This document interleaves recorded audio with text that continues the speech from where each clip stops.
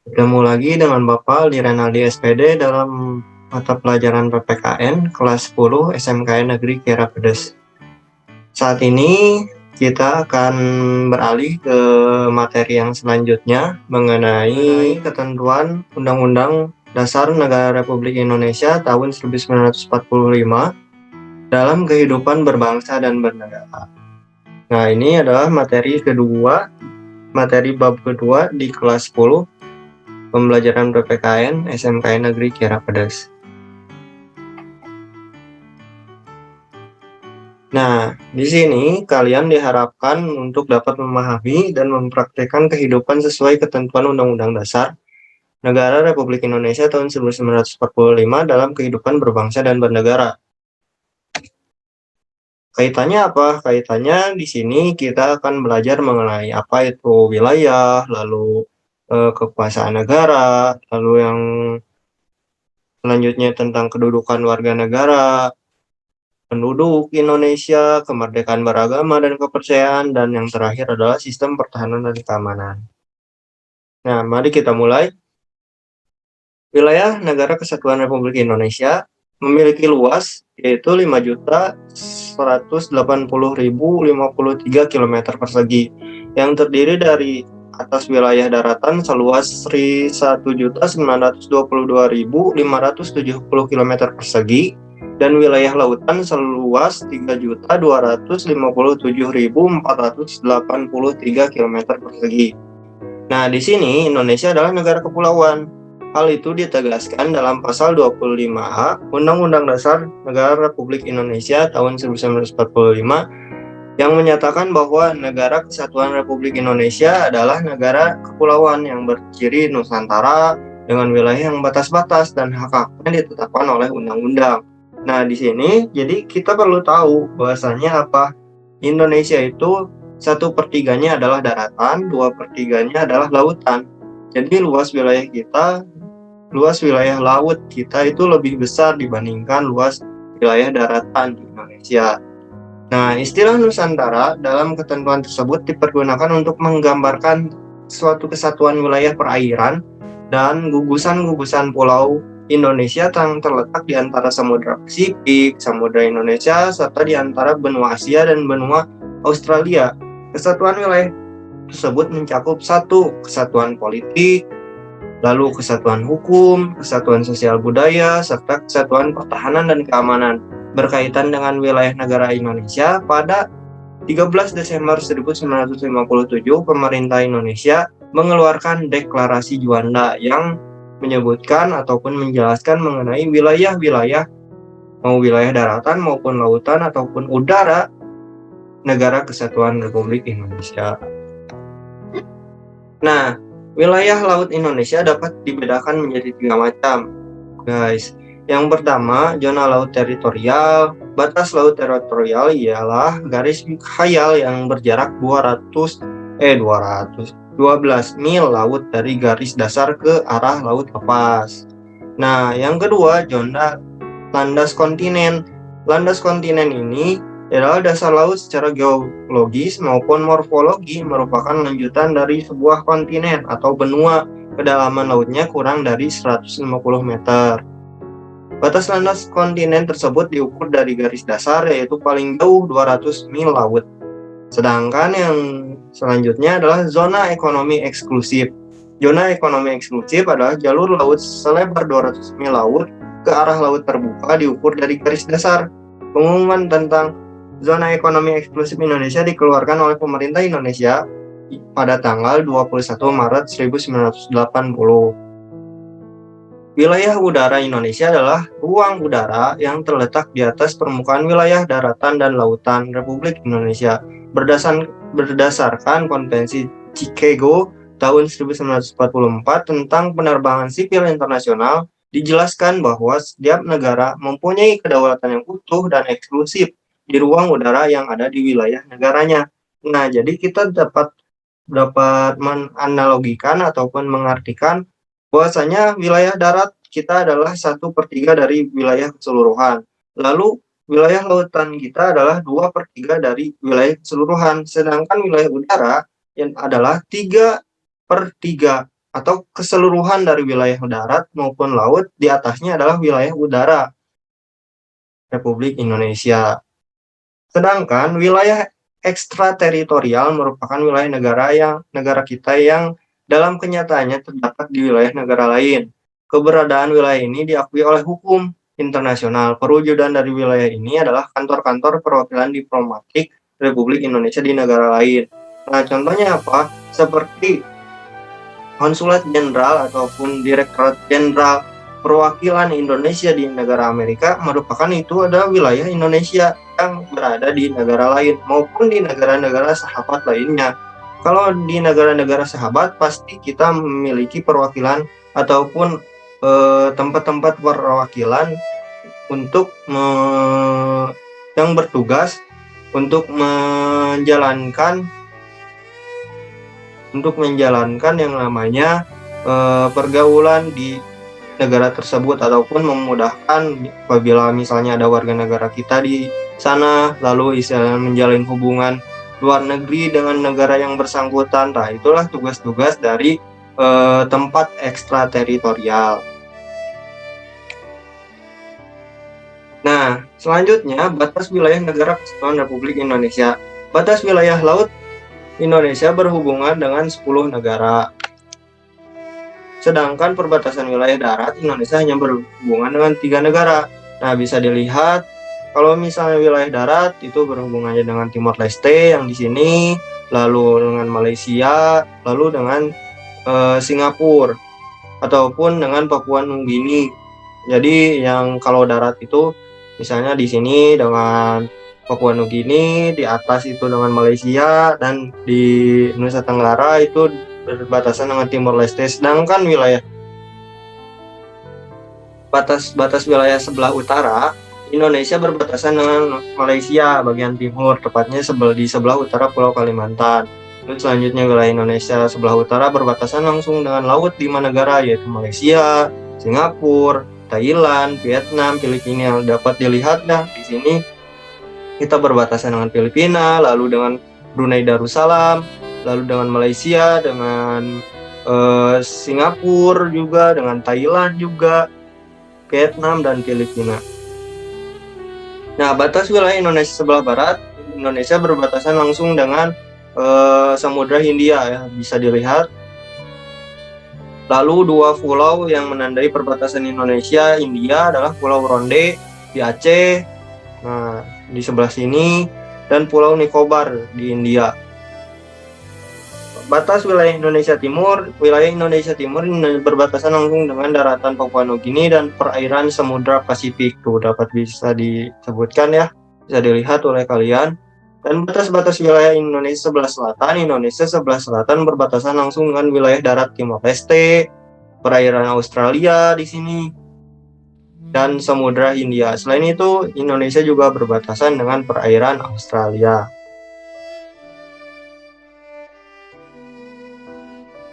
Nah, di sini mengenai selanjutnya kita membahas tentang kekuasaan negara atas kekayaan alam yang terkandung dalam wilayah negara kesatuan Republik Indonesia.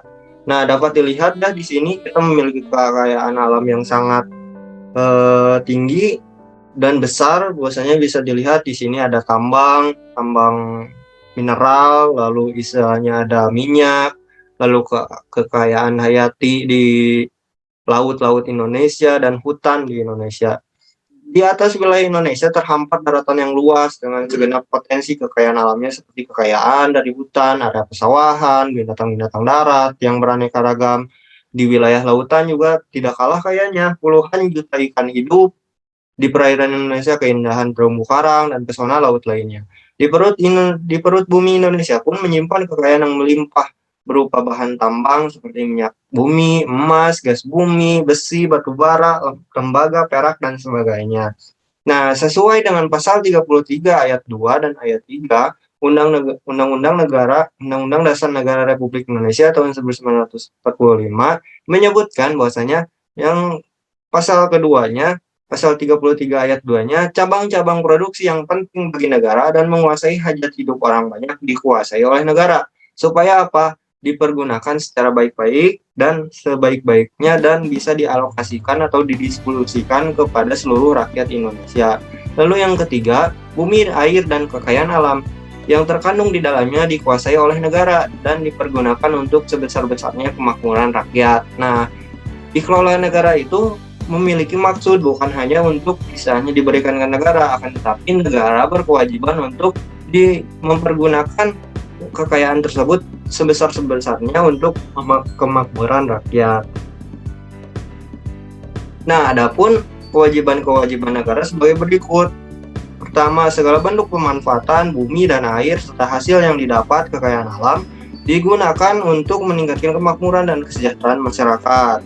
Lalu yang kedua, melindungi dan menjamin segala hak-hak rakyat yang terdapat di dalam ataupun di atas bumi, air, dan berbagai kekayaan alam tertentu yang dapat dihasilkan secara langsung atau dinikmati langsung oleh rakyat. Lalu yang ketiga, mencegah segala tindakan dari pihak manapun yang akan menyebabkan rakyat tidak mempunyai kesempatan ataupun kehilangan haknya dalam menikmati kekayaan alam. Nah, itulah bahasanya maksud dari pasal 33 ayat 2 dan ayat 3. Bahasanya apa? Segala sesuatu kekayaan alam di Indonesia itu yang memiliki haknya adalah negara. Tetapi hak negara bukan hanya memiliki hak, tetapi berkewajiban.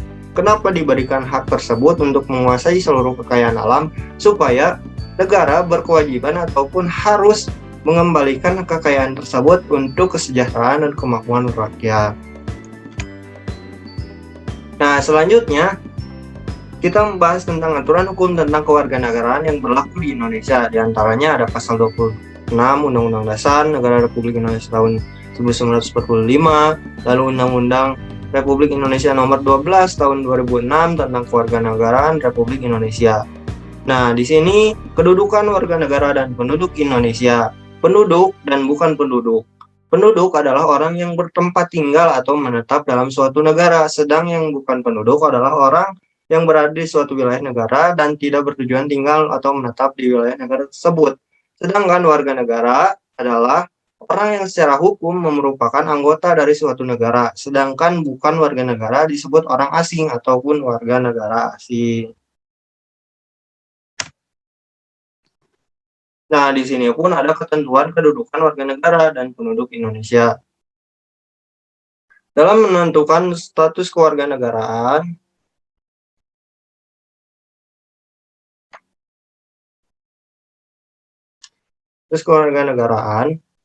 suatu pemerintahan lazim menggunakan dua stelsel atau ketentuan. Yang pertama, stelsel aktif, yaitu seseorang harus melakukan tindakan hukum tertentu secara aktif untuk menjadi warga negara, misalnya naturalisasi biasa. Nah, atau yang kedua, stelsel pasif, yaitu seseorang dengan sendirinya dianggap menjadi warga negara tanpa melakukan suatu tindakan hukum tertentu atau naturalisasi istimewa. Berkaitan dengan kedua stelsel tadi, warga negara dalam suatu negara pada dasarnya mempunyai satu hak opsi, yaitu hak untuk memilih suatu kewarganegaraan dalam stelsel aktif. Lalu yang kedua, hak repudiasi ataupun hak untuk menolak suatu kewarganegaraan. Nah, menurut penjelasan Undang-Undang Republik Indonesia tahun 2006 nomor 12 tentang kewarganegaraan Republik Indonesia dinyatakan bahwa Indonesia dalam penentuan kewarganegaraan menurut asas-asas sebagai berikut. Yang pertama, asas ius sanguinis, yaitu asas menentukan kewarganegaraan seseorang berdasarkan keturunan, bukan berdasarkan negara tempat dilahirkan. Jadi misalnya, contohnya kalian, apabila kalian keturunan Indonesia tetapi lahirnya di Belanda ataupun di negara-negara luar lainnya, secara otomatis kalian diakui menjadi warga negara Indonesia meskipun kalian lahirnya di negara lain. Lalu ada ius soli, secara terbatas, yaitu asas menentukan kewarganegaraan seseorang berdasarkan negara tempat kelahiran yang diberlakukan terbatas bagi anak-anak sesuai dengan ketentuan yang diatur undang-undang. Artinya apa? Ius soli itu menentukan berdasarkan negara tempat kelahiran. Kalau misalnya anak-anak tersebut sudah sesuai dengan ketentuan yang diatur undang-undang. Lalu ada asas kewarganegaraan tunggal, yaitu asas yang menentukan satu kewarganegaraan bagi setiap orang. Lalu yang kedua, asas kewarganegaraan ganda terbatas, yaitu asas menentukan kewarganegaraan ganda bagi anak-anak sesuai dengan ketentuan yang diatur dalam undang-undang. Nah, syarat-syarat menjadi warga negara Indonesia naturalisasi biasa sebagaimana ditentukan oleh pasal 9 Undang-Undang Nomor 12 Tahun 2006, orang dari bangsa asing yang akan mengajukan permohonan kewarganegaraan dengan cara naturalisasi biasa, lalu naturalisasi istimewa diberikan sesuai dengan ketentuan pasal 20 Undang-Undang Nomor 12 Tahun 2006. Naturalisasi istimewa diberikan kepada orang asing yang telah berjasa kepada negara Republik Indonesia atau dengan alasan kepentingan negara setelah memperoleh pertimbangan Dewan Perwakilan Rakyat Republik Indonesia. Nah, setelah kita membahas mengenai yang namanya wilayah, lalu kekuasaan negara dalam kekayaan, lalu warga negara, penduduk. Nah, di sini kita akan membahas mengenai kemerdekaan beragama dan berkepercayaan. Kemerdekaan beragama dan kepercayaan merupakan hak setiap manusia bebas memilih melakukan ajaran agama menurut keyakinan dan kepercayaannya. Dalam hal ini tidak boleh dipaksa ataupun dipaksa oleh siapapun, baik itu pemerintah, pejabat agama, lalu masyarakat maupun orang tuanya sendiri. Nah, sesuai dengan pasal 28E ayat 1 dan ayat 2, kemerdekaan beragama dan kepercayaan di Indonesia dijamin oleh hukum. Nah, oleh karena itu, untuk mewujudkan ketentuan tersebut diperlukan hal-hal berikut. Yang pertama, adanya pengakuan yang sama oleh pemerintah terhadap agama-agama yang dipeluk warga negara. Tiap pemeluk agama memiliki hak kewajiban, hak, dan kedudukan yang sama dalam negara dan pemerintahan. Adanya kebebasan yang otonom bagi setiap penganut agama dan dengan agamanya itu. Apabila terjadi perubahan agama, yang bersangkutan mempunyai kebebasan untuk menetapkan dan menentukan agama yang ia kehendaki. Lalu adanya kebebasan yang otonom bagi tiap golongan umat beragama, setiap perlindungan hukum dan pelaksanaan kegiatan peribadatan dan kegiatan keagamaan lainnya yang berhubungan dengan eksistensi agama masing-masing untuk membangun kerukunan umat beragama. Lalu di negara kita juga dikenal konsep kerukunan umat beragama, yaitu terdiri dari kerukunan internal, yaitu umat seagama, lalu kerukunan antar umat beda agama, lalu kerukunan antar umat beragama dengan pemerintah. Nah, beralih kepada sistem pertahanan dan keamanan negara. Sistem pertahanan dan keamanan negara itu diatur dalam pasal 30 ayat 1 sampai dengan 5 Undang-Undang Dasar Negara Republik Indonesia tahun 1945. Sistem pertahanan dan keamanan negara yang bersifat semesta bercirikan. Yang pertama, kerakyatan, yaitu orientasi pertahanan keamanan diabdikan oleh dan untuk kepentingan seluruh rakyat. Jadi kita semuanya harus berkewajiban untuk mengabdikan diri kepada kepentingan negara. Lalu kesemestaan, yaitu sumber daya nasional didayagunakan bagi upaya pertahanan. Jadi semua seluruh sumber daya nasional, mau itu tentara, mau itu polisi, mau itu pekerja, maupun kita rakyat, itu didayagunakan untuk pertahanan negara. Lalu kewilayahan, yaitu gelar kekuatan pertahanan dilaksanakan secara menyebar di seluruh wilayah negara kesatuan Republik Indonesia sesuai dengan kondisi geografi sebagai negara kepulauan. Nah, kalian juga harus tahu bahwasanya dalam sistem pertahanan keamanan ada komponen-komponen keamanan rakyat semesta yang terdiri atas yang pertama itu TNI sebagai kekuatan utama sistem pertahanan. Lalu Polri ataupun Kepolisian Republik Indonesia sebagai kekuatan utama sistem keamanan. Lalu yang ketiga, rakyat, yaitu kita sebagai kekuatan pendukung utama dari kekuatan utama pertahanan yaitu TNI dan kekuatan utama sistem keamanan yaitu Polri. Nah, dalam pasal 27 ayat 3 Undang-Undang Dasar Negara Republik Indonesia tahun 1945 menyatakan bahwa setiap warga negara berhak dan wajib ikut serta dalam upaya pembelaan negara. Kesadaran bela negara pada hakikatnya merupakan kesediaan berbakti pada negara dan berkorban demi membela negara. Nah, sekian yang bisa Bapak sampaikan. Semoga kalian dapat menyerap ilmu yang Bapak sampaikan. Mohon maaf apabila ada kekurangan. Kesempurnaan pasti milik Allah, kekurangan pasti dari Bapak. Subhanakallahumma wabihamdika, asyhadu an la ilaha illa anta, astaghfiruka wa atubu ilaik. Assalamualaikum warahmatullahi wabarakatuh.